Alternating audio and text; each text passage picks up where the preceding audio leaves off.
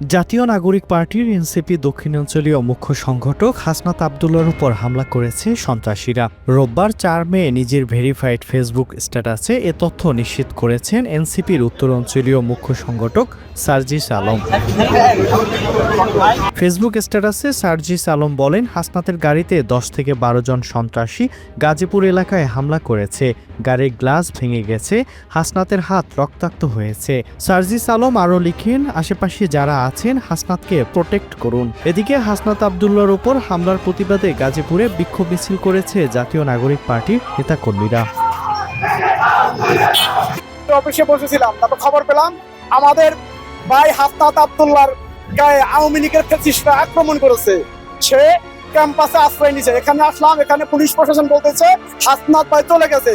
আমার হচ্ছে স্পষ্ট কথা, ফ্যাসিস্টের এত সাহস কেন হয়? আমাদের রক্তের দাগ এখনো শুকায় নাই, এই ক্ষত এখনো শুকায় নাই, এই ক্ষত শুকায় নাই। তারা আমাদের বাড়ি করে সাহস কেন পায়? প্রশাসন কি করে? প্রশাসনের অবশ্যই এখানে সম্পৃক্ততা আছে। প্রশাসনের সম্পৃক্ত ছাড়া আমার ভাইয়ের শরীরে হাত দেওয়ার মতো কারো সাহস নাই। আমরা আর বিচার চাই, আমরা এই আওয়ামী লীগের নিষিদ্ধ চাই। আমার ভাইয়ের রক্ত কেন জ্বললো? প্রতিটা রক্তের বিচার চাই।